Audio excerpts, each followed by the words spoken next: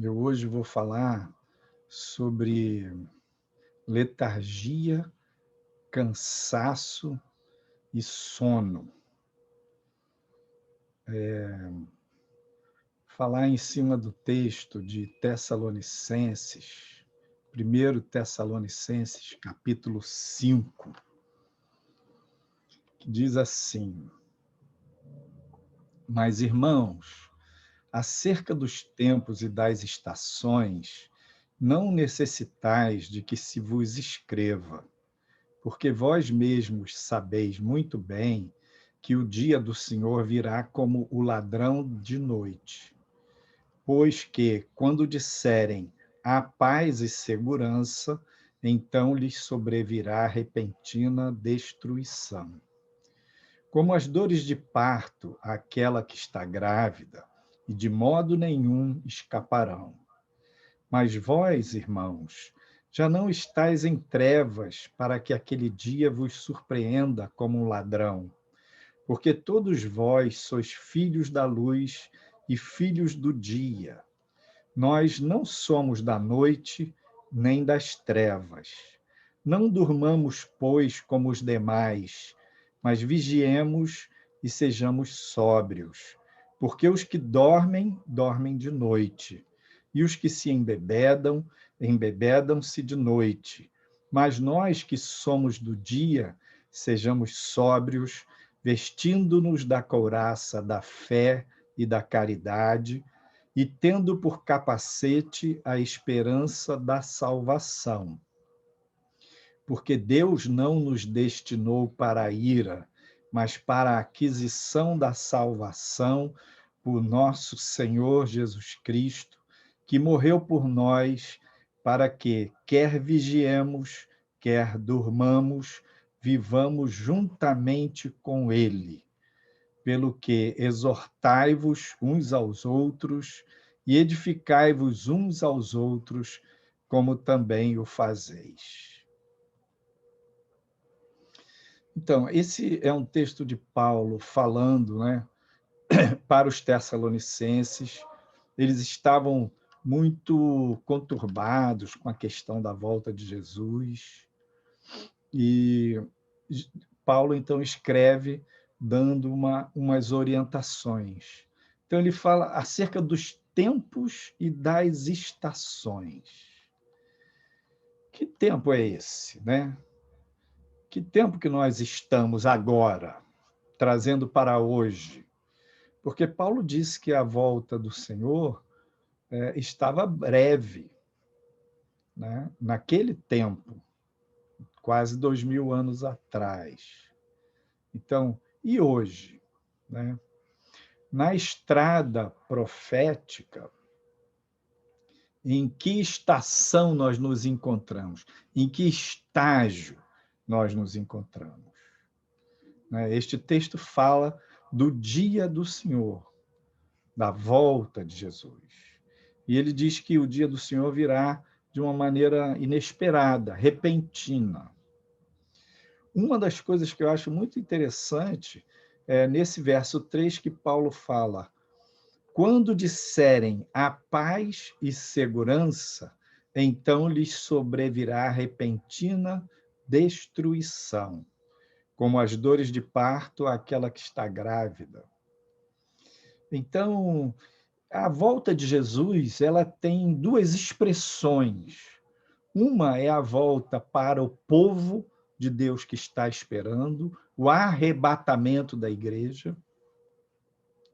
E nessa volta de Jesus do arrebatamento, nós vamos ouvir a trombeta. E eu creio, é desse evento, é desse estágio que Paulo está falando aqui, que vai ser repentino, que logo após o arrebatamento da igreja vai desenrolar os eventos do Apocalipse. Né? Então, é para esse momento que a igreja está se preparando ao longo desses séculos, nos últimos dias, como nós estamos. Nós estamos na estação do princípio de dores. Essa estação é o período de preparação.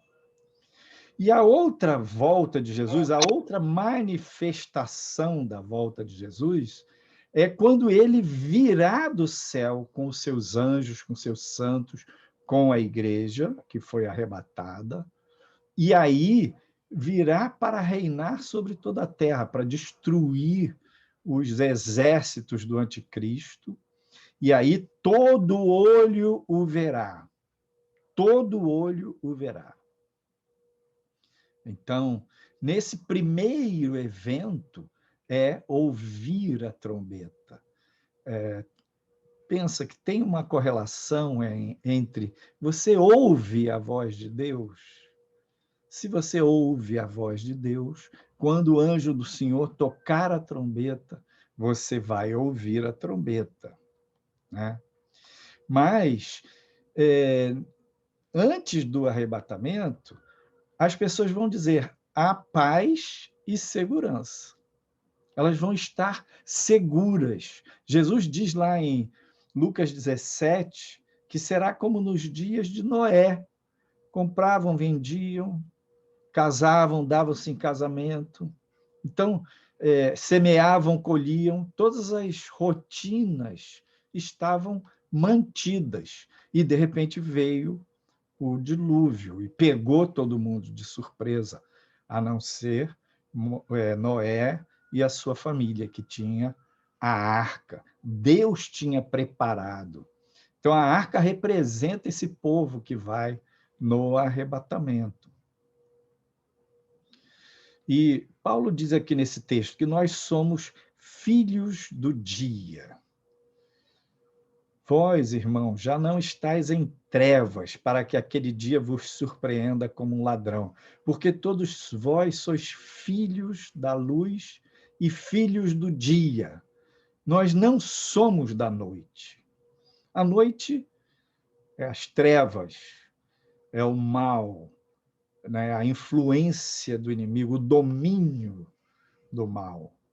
E se nós somos filhos da luz, filhos do dia, não temos nada a ver com as trevas, com a noite. E ele entra num tema sobre dormir ou estar acordado. Já que somos filhos do dia, filhos da luz, não durmamos, pois, como os demais, mas vigiemos e sejamos sóbrios. Porque os que dormem, dormem de noite.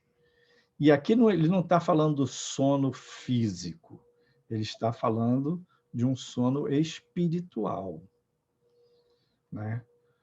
Que as pessoas vão se distrair nesses últimos dias. Por isso que eu falei, o título é Letargia, Cansaço e Sono. A distração, juntando com os estresses do nosso tempo, com o excesso de estímulos que a gente experimenta ao longo do dia, um dia após o outro, uma semana após a outra, as pessoas tendem a ficar lentas, letárgicas, porque você recebe muito input e você não para pensar, para refletir, para meditar. As pessoas não param para ler textos que tenham mais de 140 caracteres, né? Twitter, né? Textos longos, parágrafos longos. Então, o que isso vai gerando? Uma dispersão. A pessoa vai ficando sem foco, vai ficando lento, lesado, letárgico.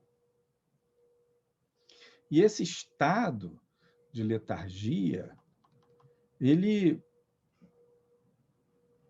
impede a pessoa de estar conectada com Deus.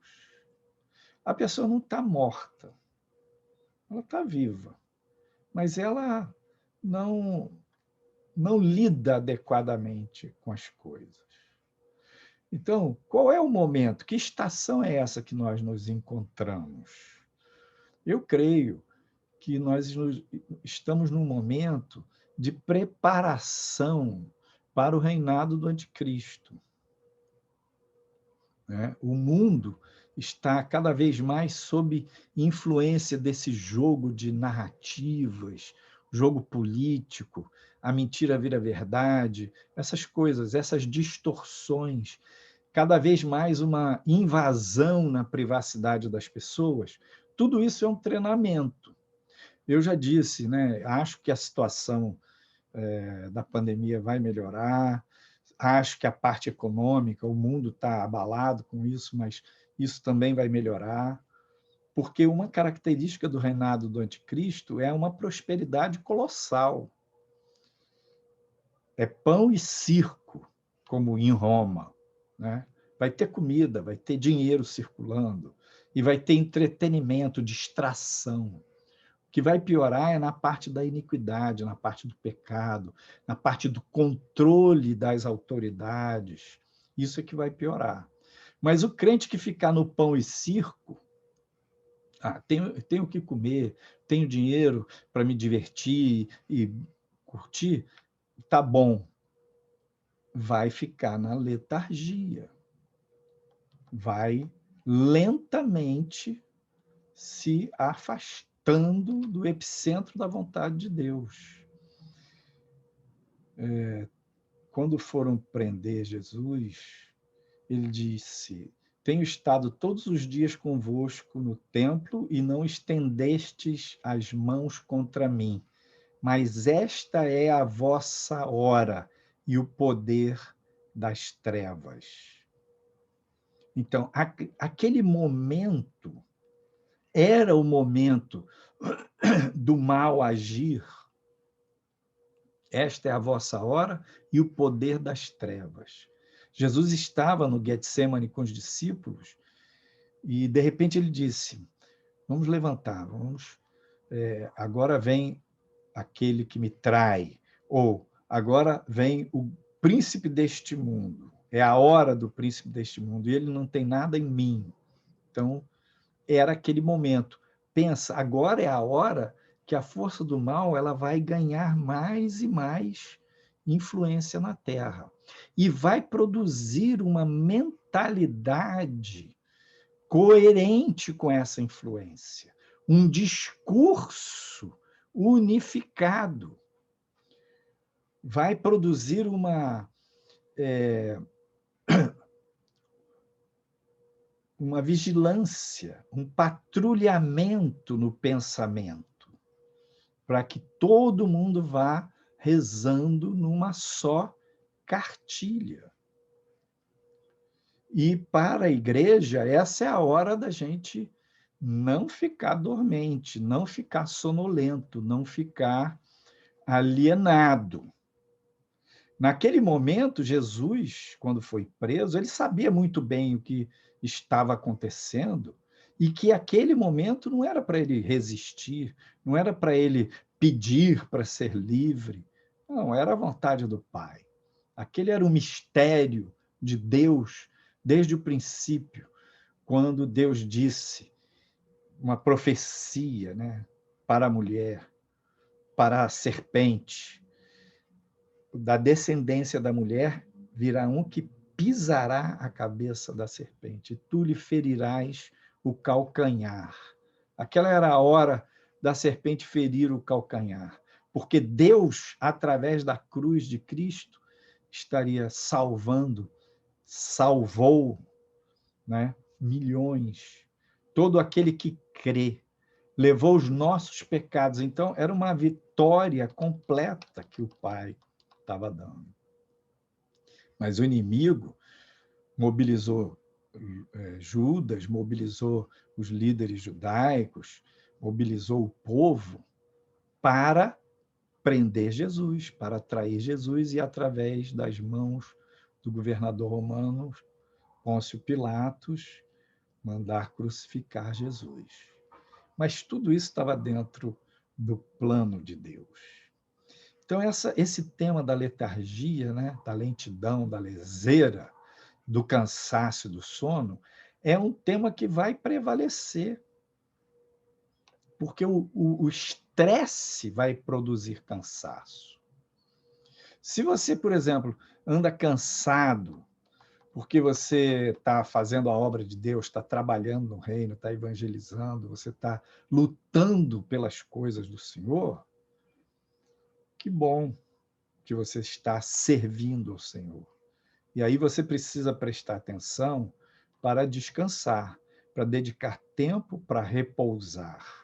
Porque Deus não quer que a gente se desgaste de maneira ininterrupta e vá para o adoecimento. Então a gente precisa, mesmo servindo a Deus, buscando o reino em primeiro lugar, fazer pausas. E o inimigo, ele quer empurrar a gente para os extremos. Um extremo da leseira, da preguiça espiritual, que o cara não está nem aí para a obra de Deus, está cuidando dos seus interesses. Então, é a letargia. Ou, se você está fazendo a obra do Senhor, está trabalhando, ele vai te azucrinar para você fazer mais, para isso, para aquilo, para criar uma roda viva e te desgastar e você entrar no esgotamento.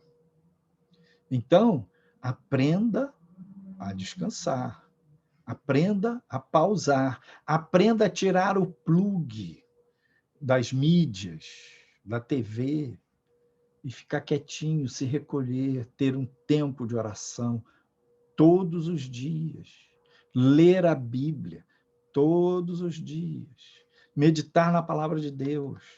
Tudo isso ajuda e prepara a gente para ouvir a trombeta. Né? Agora, se você está cansado por causa do estresse, se você está cansado porque você busca controlar as coisas, ou busca soluções, ou busca se distrair, e você fica até tarde na internet, se você está cansado porque você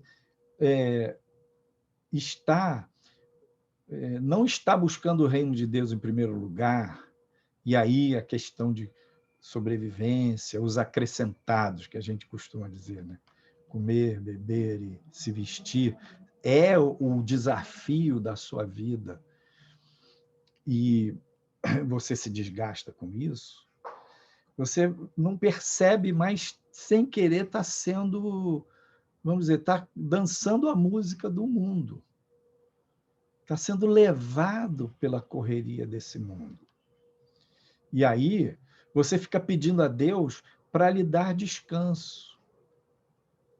Uma vez nós estávamos orando, e Deus deu uma visão que tinha uma pessoa carregando uma mochila, e aquela mochila estava pesada. E aquela pessoa estava cansada demais, porque estava querendo subir uma montanha com uma mochila pesada. E aí a pessoa que teve a visão viu que dentro da mochila tinham pedras. A pessoa estava carregando, tentando subir morro, com uma mochila de pedras. Muitas vezes o nosso cansaço se dá porque a gente está carregando pedra. Porque a gente inclui na nossa vida fardos que Deus não nos deu para carregar. Se você fica carregando fardos que Deus não lhe deu, você vai se cansar. E aí você vai orar, Senhor, me alivia desse fardo. E Deus vai dizer para você, minha querida, meu filho, não fui eu que te dei esse fardo. Larga esse negócio. Não fui eu que mandei você carregar esse peso aí, essa pedra, essa preocupação, esse encargo na sua vida. Larga isso. Fica mais leve. Então, se a gente busca alívio para um fardo, busca em Deus alívio para um fardo que Deus não nos deu, e a gente pede a Ele para tirar de nós, a resposta de Deus é: tira o fardo que eu não lhe dei. Tira você, se desvencilha disso. Não fui eu que te dei esse peso aí. Então, o alívio virá do arrependimento, quando a gente se arrepende de carregar aquela trouxa, aquela mochila de pedra que o Senhor não deu para a gente. E se você está na letargia, ou se você está nesse cansaço extremo, o nosso corpo, quando está em cansaço extremo, a pessoa vai dormir. Ela vai apagar, porque é uma maneira de se proteger, é uma maneira de reciclar, de renovar. E dormir, para a saúde física, é fundamental. Dormir bem, dormir boas horas de sono, dormir cedo, tudo isso é bom. Hoje, essa coisa de tecnologia, as pessoas tendem a dormir muito tarde, não descansar, aí vai tendo, também favorece o estresse, desgaste na memória, porque dorme mal, porque não descansa. Então, nós precisamos aprender a descansar. Então, quando você aprende a descansar e aprende a dormir fisicamente, organizar sua agenda e buscar o reino de Deus em primeiro lugar, você vai estar antenado, o Espírito Santo vai estar falando para você não carregar esse fardo, aquele outro, ó, entrega isso para mim. E você ir se enchendo do Espírito de Deus, para não ficar no sono. Paulo fala neste texto de 1 Tessalonicenses 5 de um sono. O sono que não é o sono do justo, o sono que não é a morte do justo, que às vezes a Bíblia refere como sono também. Está falando de uma alienação espiritual, um sono espiritual, de uma perda de consciência. Quando você dorme, você meio que desliga a consciência, né? Temporariamente. Você sonha, mas ela tem ali um alerta, tem um sistema de vigilância. Se acontece algo muito forte à sua volta, você vai acordar. Então, não é uma perda completa da consciência. Mas esse sono espiritual, ele é mais parecido com o estado de coma, onde a pessoa não consegue acordar. E mesmo sofrendo um estímulo físico, né, uma dor, ela não acorda. Ela não sai daquele estado de perda da consciência. Então, esse é um estado espiritual em que a pessoa não tem a menor noção das coisas de Deus, do reino de Deus, não ouve a voz de Deus, não está nem aí para a vontade de Deus, para o reino de Deus. Então, esse sono espiritual é uma situação de vida vegetativa espiritual. A pessoa está morta-viva, sem sensibilidade para o reino. E vai sendo levado pela música, pela cantilena deste mundo. Então, aí, neste sentido, Paulo, em Efésios 5,14, ele diz: desperta tu que dormes, e levanta-te dentre os mortos, e Cristo te esclarecerá. Como é que eu vou despertar do coma, pastor? Como é que eu vou sair da letargia se eu estou nesse cansaço extremo de carregar pedras, fardos que Deus não me deu? Como é que eu vou sair desse estado de coisa? Arrependimento. Reconhecer. Arrependimento é algo que a gente busca. Quando João Batista pregava arrependei-vos e convertei-vos, e Jesus também falava essa expressão, arrependei-vos, é chegado o reino dos céus. Esta expressão está no imperativo afirmativo, é uma voz de comando, está mandando você se arrepender. Então, arrependimento é algo que Deus gera no nosso coração através do Espírito Santo, mas é algo que a gente escolhe viver. É algo que a gente abre a mente e o coração Então, se você se sente nessa letargia, nesse cansaço que a sua vida cristã não rende, quando você não busca o reino de Deus em primeiro lugar, você tem que buscar os acrescentados e você fica cansado, porque o inimigo não vai te dar mole. Ele não vai favorecer a sua colheita, ele não vai liberar bênçãos na sua parte material. E você está devendo, você não está buscando o reino em primeiro lugar. Mas quando você se arrepende e se volta para o Senhor, ele vai perdoar seus pecados. Essa lerdeza, essa lentidão, essa leseira da letargia. Ele vai aliviar esse cansaço, os fardos que Deus não lhe deu, as pedras da mochila serão tiradas. Deus vai despertar você do sono. Desperta você que está dormindo. Acorda. Nós estamos na estação dos últimos dias. O povo de Deus se preparando para ouvir a trombeta que vai soar dos céus. E o povo do mundo se preparando para o domínio do anticristo, que vai rolar, que vai acontecer. Está em andamento. Então, nós precisamos despertar a nossa consciência, né? Acordar, tomar consciência, nos dar conta da situação real espiritual que está à nossa volta. E se você se dá conta de que já se arrependeu, já está buscando e está despertando a sua consciência, pensa, esse processo de mudança ele vai se dar no arrependimento, jogando as pedras fora, largando aquilo que sobrecarrega, que entope a sua mente com coisa nenhuma, né? Com temas só de entretenimento, de distração, ou às vezes são temas corretos, sérios, bons, temas de economia, de política, ou coisas legítimas. Homem gosta de carro, mulher gosta de coisas diferentes.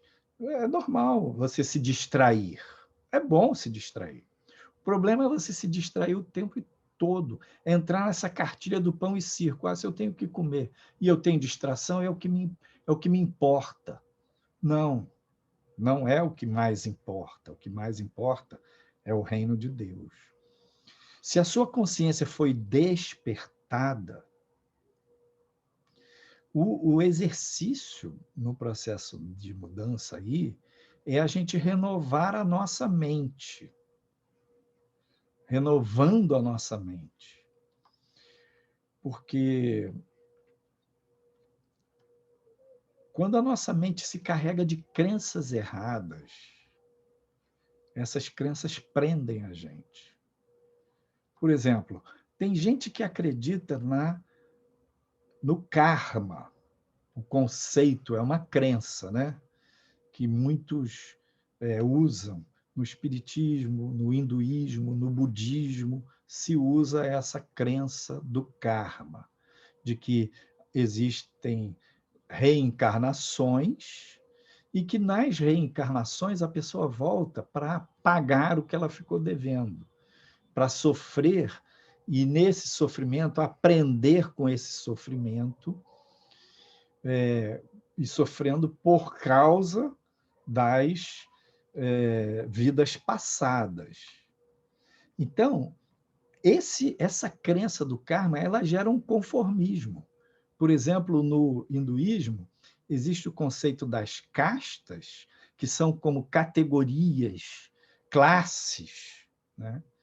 As castas são classes sociais, mas a pessoa está numa casta dos Sikhs, que é uma classe alta, não é por mérito dela, ela está ali por causa das vidas passadas que ela fez o bem e ela então está ali, jamais evoluído. E o outro é um lavador de latrina, está numa casta baixa e nunca vai sair daquilo ali nesta vida. Vai ter que sofrer, lavar latrina a vida inteira para morrer e reencarnar e depois lavar mais latrina para poder sair nas milhares de reencarnações. Isso é uma mentira, isso é um jugo, isso é um engano que as pessoas estão presas. A Bíblia diz que só tem uma morte, uma vez. Ao homem está dado morrer uma só vez, vindo depois disso o juízo.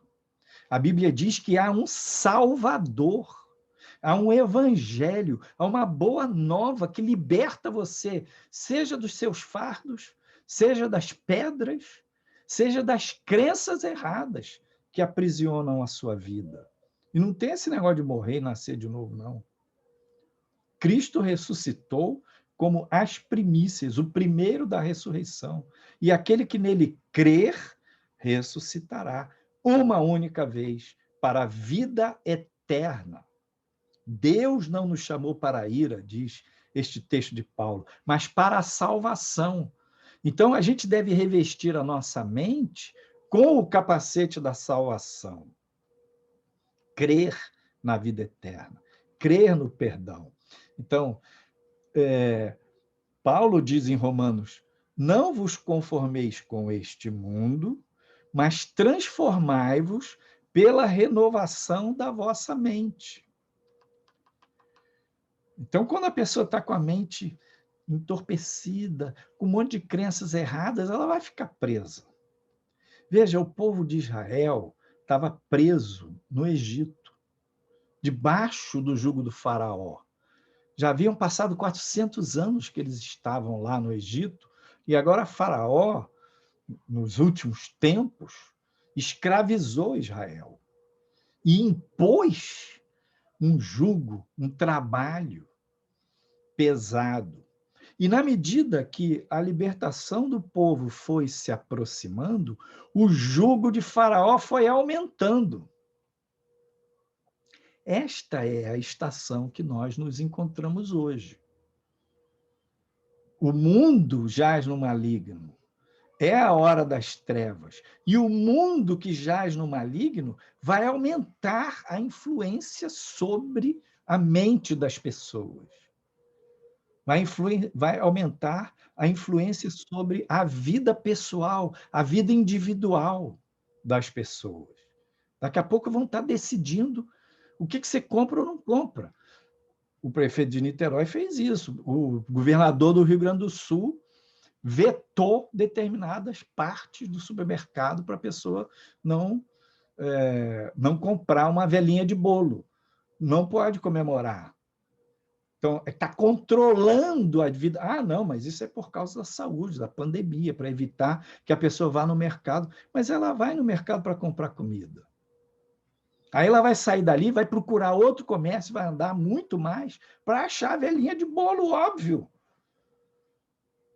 Não, mas é o controle. Então, essa mentalidade do controle, ela vai aumentando. E ela vai ser cada vez mais justificada, seja por pandemia, seja por questão de violência ou de terrorismo, cada vez mais vai ter uma justificativa. É o jugo de Faraó sobre o povo hebreu, e o povo aí aumentou a oração, né? Clamando, clamando, clamando. Mas quando veio Moisés, veio o poder de Deus com Moisés. Quando veio o povo sob a liderança de Moisés, os milagres de Deus, as intervenções de Deus vieram para quebrar aquele jugo de Faraó. E é isso que a gente está buscando. O quê? Um despertamento, um avivamento, um venha o teu reino, buscando o reino em primeiro lugar, unção do céu.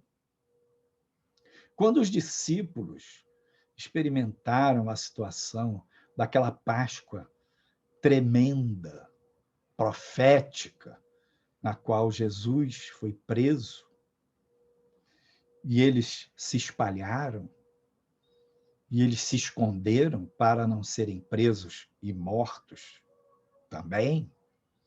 Pedro tentou aqui e ali, mas acabou negando 3 vezes. E aí, Jesus de fato morreu. E eles não contavam com isso. Eles não pensavam que seria assim. embora Jesus tenha avisado a eles várias vezes, mas eles não ouviram, aquela ficha não caiu. Então, eles ficaram arrasados completamente naquela sexta-feira, naquele sábado. Tipo, a esperança de Israel se foi. Nós achávamos que Jesus era o Messias. Nós estávamos crendo que ele era o Messias, mas ele morreu. O Messias veio para reinar. Então, eles ficaram muito abatidos.